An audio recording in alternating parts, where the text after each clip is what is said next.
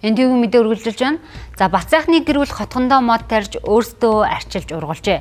Бацайхан эхнэрийн хамт 2019 онд нарны оролт ипотекийн зээл хөөцөлдөж байхдаа энэхүү модоо тарьж байсан байна. Харин одоо хүүхдээс нь том болж ургасан модоо тэд гэр бүлийн гишүүн мэд үздэг байна. Тэгээд тарихтаа яг энэ гэртээ бол ороогүй байсан. Тэгээд бэлгшээгээд за энэ ингээ гэртээ ингээд хөөцөлдөжсэн аахгүй. Тэгээд одоо сайхан бүтэх байхаа гэж бэлгшээгээд модоо тарьчихсан. Тэгээд 2 сарын дараа нүүж ирчихсэн. Тэр бол хамгийн гоё тод дурсан чи. Ер нь мод тарьсанд урсамж болгон тод үлдэх байх тийм мод. Тийм. Тэгээд одоо энэгээр чи өдөр болго явахдаа модоо хараад хэр хэмжээтэй яасан байна, нийсэн байна гэж өөр байн харж идэг. Тэгээ бараг л гэр бүлийн гишүүн шиг л болсон.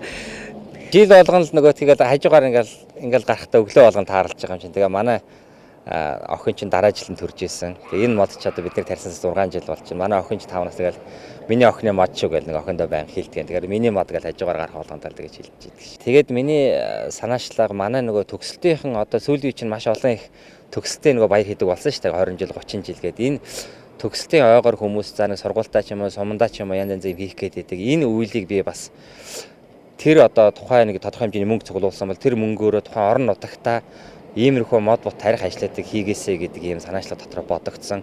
За манай төгсөлтийнхэн гэхэд энэ жил 20 жил яваа болж байгаа. Тэгээд энэ жил амжихгүй мэхэд бид нар ирэх жил яг төгсөлтийнхнээс тодорхой хэмжээний мөнгө цуглуулад айлуудыг хашаандаа одоо сумын айлууд хашаандаа мод тариач гэдэг уриалга хийх гээд байгаа. За энэ хэний мод юм бэ?